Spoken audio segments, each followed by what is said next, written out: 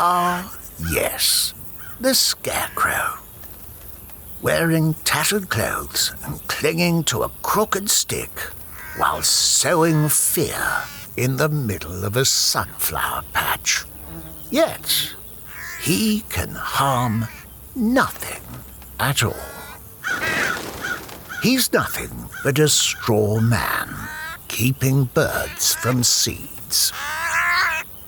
Life is filled with opportunities to let the straw man cripple you with fear and worry, allowing him to thwart success and victory in your life. But you can choose how to handle fear.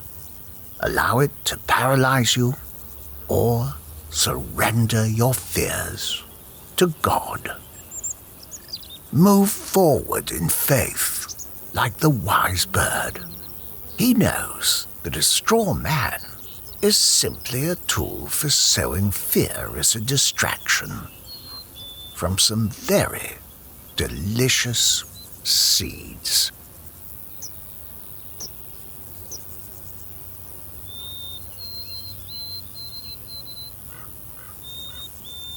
So tonight we are starting a new series here at Worship Uncoiled that we are simply calling Fear or Fear Not, one of the two. So tonight we're starting this new series because it's the month of October, and the month of October brings with it the spooky season. The month of October, if there was one month that was dedicated to fear, it would probably be the month of October. You've got Halloween, and you've got the scary movies, and you've got everything changing from shades of green to shades of brown and gray, and you've got the bright sun-shining days turning to more cooler and cloudier days. You've got the warmer weather switching over to this brisk weather, and to be honest, this is one of my favorite times of year. I absolutely love everything about this time of year. I love that the weather is cooling off. I love watching the leaves change. And while it may look like things are dying off, there's actually life found there. I love even the cloudy weather. I love celebrating Halloween and getting dressed up and going trick-or-treating with my kids. It's just a fun time of year. And I even love like eerie and spooky stories. I'm not a huge fan of like horror films, but like, eerie or spooky, like, ooh, ghost stories type things. Those are a lot of fun. But the thing I don't enjoy? I don't enjoy the real, true fear that pops up in my life. We are a people and a culture that is surrounded by fear. We have fear about our future, fear about our past. We have political fears and economic fears. We have fear of failure. We have fear of being wrong about a whole host of things in our lives. We have fear of being wrong in our beliefs and ideas. And just off the top of my head, I've come up with a list, and if we sat here together, we could come up with a massive list of true fears that we as humans face that go way beyond just the spooky season of Halloween. And so this month, we are simply going to look at times when Jesus spoke the words, or an angel spoke the words about Jesus, fear not. And how we, as Jesus followers, can best handle our fears. Now, before we go any further, let me tell you what I'm not going to tell you this month. I'm not going to tell you this month to just not be afraid, to just not have fear. Because, let's be honest, I could tell you all day long to not have fear, but we all have fear. And to be even more honest, fear is an emotion that was placed inside of us by God to help us through some difficult situations. A healthy amount of fear can keep us safe in a dangerous situation, right? But an overwhelming amount of fear can cripple us in everyday life. A healthy amount of fear can keep us safe in a dangerous situation, but an overwhelming amount of fear can cripple us in everyday life. And so, how do we as Jesus followers handle our fear? How should we handle our fear?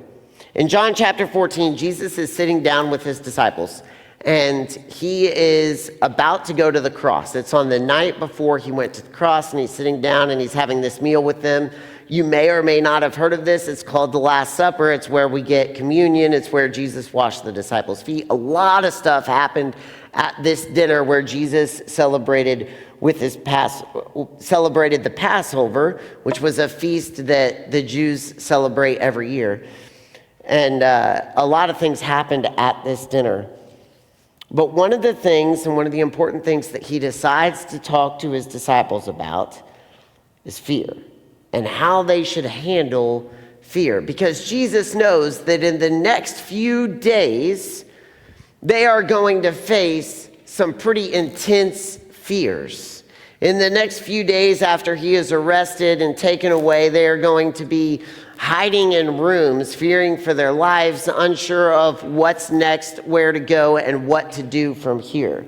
And so in John chapter 14, verse 1, Jesus says this to his disciples: "Don't be troubled. Trust in God. Trust also in me." The phrase "don't be troubled," some translations say "fear not." Some translations say "do not let your heart be troubled." Some translations say "don't be afraid." But they all communicate something very similar. In this communication, Jesus is not saying, don't have any fear, you're not allowed to be afraid in the next few days.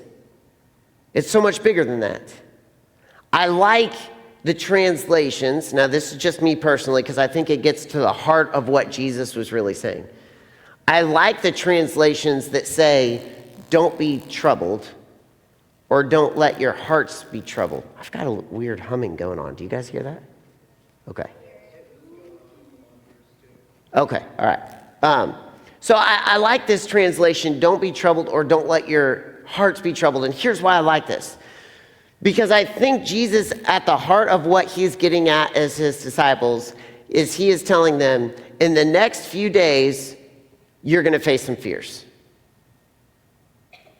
You're going to feel fear, and that's okay. It's okay to feel fear. What I'm going to encourage you to do is don't let that fear just fester and continue to trouble you in your hearts. Don't let that fear overwhelm you. Don't let that fear cripple you for your future. Because yes, these next few days are going to be really scary. But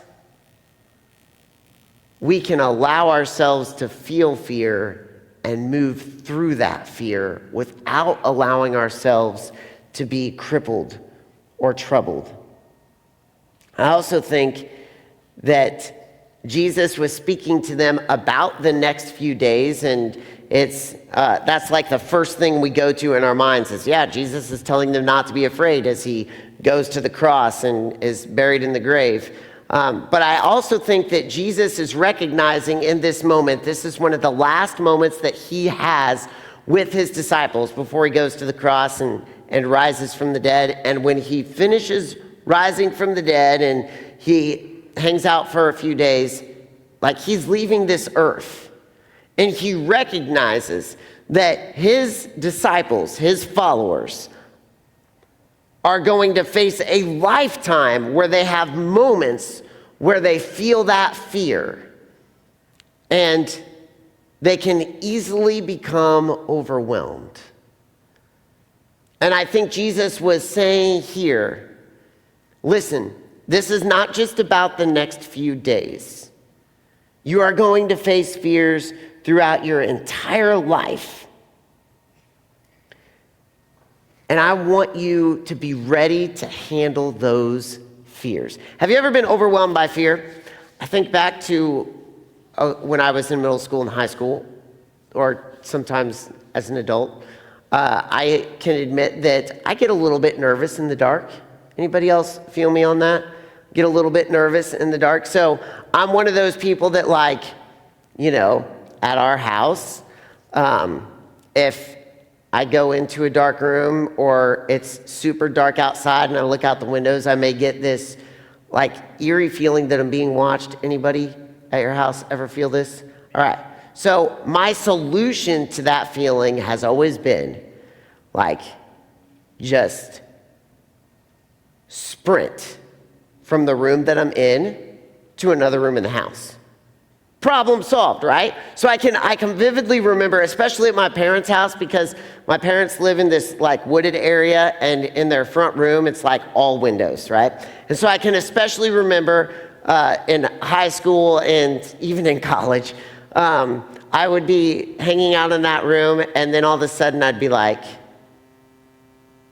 I gotta get out of here, and so I would sprint to my bedroom. Now, the smart thing about this was, obviously, there was no one really watching me, and I sprinted from one room with a bunch of windows to another room with windows that faced the exact same direction, and for some reason I felt safe. And so we knew it was all in my head, but I was just completely overwhelmed by this fear, like, dude, I gotta get out of this room, this is crazy. Have you ever had one of those moments where you've just been completely overwhelmed by fear? Now, obviously, Jesus in this moment is not talking about being overwhelmed by fear where you just have to sprint from one room to another room. He's talking about those true fears that we feel. Those fears that haunt us in the back of our mind, that get our mind rolling, and as hard as we try to get those fears out of our head, they just keep rolling around, and we just can't seem to shake what's going on. And so Jesus goes on to give his followers, us included, some ways that we can handle our fears in a healthy and appropriate manner. In John 14, starting in verse 2, it says this: "My Father's house has room to spare. If that weren't the case, would I have told you that I'm going to prepare a place for you? And when I go to prepare a place for you, I will return and take you to be with me, so that where I am, you will be too. You know the way to the place I'm going." Then Thomas asked, "Lord, we don't know where you're going. How can we know the way?" And Jesus answered, "I am the way, the truth, and the life. No one comes to the Father except through me." And man, I just love what Jesus does here. And to be honest with you, I didn't quite grasp the depth of what Jesus was saying here until I really started digging in for this lesson. And it's just like God just clicked it in my head. The first thing that Jesus says is, listen, when you have those overwhelming fears, know this: you have hope for the future. You have hope for the future. You have hope for the future on this earth, that the fear may pass. But here's the truth. Sometimes we get prognoses, if that's a word, that confirm possibly fears that may not pass while we're on this earth. Sometimes we get the diagnosis of cancer, and it's terminal. And the fear of death is real. And in those moments, Jesus says, listen, you've still got hope. Because even in the midst of fears that, if we're honest, may not pass on this earth, I'm going to wrap you in my arms and take you to be with me. You've got hope for the future. Now, let me say this. The reason I went to the place of fears that don't get solved on this earth is because too many times I have said, you've got hope. You've got hope. You're going to make it through this.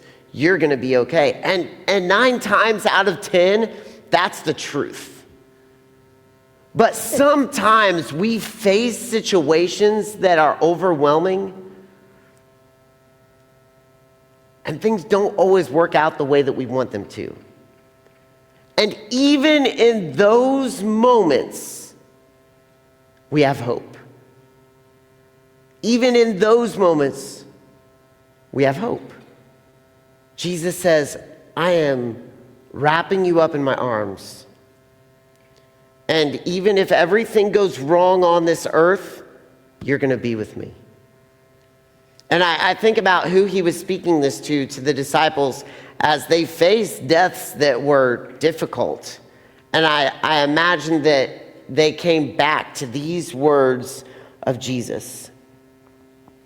But getting past the hope for the future, there's also something else, and this is the absolutely brilliant thing that Jesus did in these words that just kind of clicked with me, is that he not only offers us a hope for the future, he offers us comfort now. He offers us comfort in the present. It's not just something that's after we leave this world, because even in the midst of our fears in this world, we can have comfort in the midst of those fears, and we can know that yes, 9 times out of 10, we are going to come through those fears on the other side, and we are going to be able to look back and say, man, God really helped me through that. He was with me that entire time. And I love what Jesus says here. Thomas looks at Jesus and says, Jesus, you're leaving? You're saying that you're going to take us to be with you? Like, we don't even know how to go where you're going. How can we possibly know the way to get to where you are? In John chapter 4, Jesus says, I am the way, the truth, and the life. No one comes to the Father except through me. And I have heard this phrase more times than I could ever count. I am the way, the truth, and the life. No one comes to the Father except through me. And I have always said, Jesus is the way to the Father. We go to the Father through Jesus. In my mind, it has always been about eternity. But for some reason, as I was doing this, God clicked something in my head and made me ask this question: what if this phrase was not so much about eternity, but was about how we handle fears right here, right now on this earth? You see, Thomas was saying, Jesus, like, we're going to be separated from you. We don't know how to get to you. We don't even know the way to get to you. And Jesus says, you don't understand. I am the way. Jesus says, on the way to be with me for eternity, you are already with me because I am the way to be with me. Let me say that again, because that's kind of weird. On the way to be with Jesus, you're already with Jesus. Right now, you are with Jesus because as you live this life, He is the way to be with Him. It's this beautiful circular motion where Jesus is saying, you want to spend eternity with me? You're already with me. I am the way to be with me. And so every time we make decisions that bring honor to Jesus, every time we face fears in this life and we don't know how to handle them. And we can know Jesus is with us. He hasn't left us. This is not one of those things where we face fears on this earth and someday when we're old and we die, Jesus is going to wrap us up in his arms. No, Jesus is saying, listen, I'm already with you right now, wrapping you up in my arms. You can have comfort in these moments of fear because you are already with me, because I am the way to be with me. I am the way. And so if you are on the way to be with me, you're already with me. And it's this beautiful moment where Jesus says, listen, guys, you're going to face fears in the next few days that are going to completely overwhelm you. And then I'm going to leave and you're going to face fears for the rest of your life from time to time that will completely overwhelm you. Know this, when your time on this earth is over, you have hope. But while you're still on this earth, I'm still with you. And you can have comfort in that and peace in that. And you can move forward in that. And so the real question becomes, what are some practical ways that we can handle fear? What are some practical ways that we can remind ourselves, all right, God's got me in the future and God's got me now. I have hope and I have comfort. I have hope and I have comfort. When those fears just won't leave our heads, they just keep rolling around. What are some really practical ways that we can handle our fears as Jesus followers? And there's two practical ways to do this. The first one is this. Talk to Jesus about your fears. Talk to him. Be honest with him. Tell him, Jesus, I am afraid. I'm scared. I don't know what's going on in life. Things seem to be going crazy. I don't understand why this is happening. I don't understand what I'm supposed to do from here. I don't understand where I'm supposed to go from here. I don't even know how I'm going to move forward or overcome this. Jesus is big enough to handle our fears. He wants to hear our hearts in these moments. And he's right there with you. He's wrapping you in his arms. We can ask him questions. We can give him our emotions. We can tell him exactly what we're feeling and fearing. And we can just be honest. We can get it all off our chest. That's the first way. First practical way. Sometimes we just got to be honest about our fears and get them off our chest. And Jesus is a great place to go with those. And the second way is this, and this is something our family does as we face fears in our own lives. We remind each other of this often. We as parents remind our kids of this, and our kids remind us as parents of this as we find ourselves facing fears in our own lives. And it's a thing that we call float it down the river. And what we do is when we're facing a fear, like we'll go back to my example of somebody watching me, right? So as we face a fear, we picture ourselves sitting on a riverbank and we're just hanging out on the riverbank. And here comes this raft with our fear. It's coming into our minds and there's somebody watching me. And so what we do in that moment is we don't try to say, don't think about that, don't think about it, get that out of your mind. We don't do any of that. We don't need to do it. We say, okay, this is coming into my mind. And then we say, okay, I'm gonna name this thing. Like I'm gonna name this thing watching me Doodle Pants. Doodle Pants is watching me right now, and I'm gonna put a funny hat on Doodle Pants. I'm gonna put a giant shoe on his head. And then Doodle Pants is just gonna float on down the river. And I'm just going to watch him float on by. And then, when that fear comes back again, we say, okay, here comes Doodle Pants again. I'm going to watch Doodle Pants. I'm going to put a shoe on his head. And I'm going to float Doodle Pants on down the river and watch him float on by. And we do this as many times as it takes. And it sounds really, really silly. It sounds crazy. But it works. And as I was preparing for this lesson, I thought, I may add something to this. I'm going to start sitting on the shoreline of this river with Jesus. And Jesus is going to be next to me. I'm going to be talking to Jesus, be like, man, I've had this fear in my life. And here it comes right now. This is doodle pants. Here's this fear, Jesus. And I'm going to put his shoe on his head. What do you think about that shoe, Jesus? Oh, it's pretty cool, right? So we're going to let that float on down the river.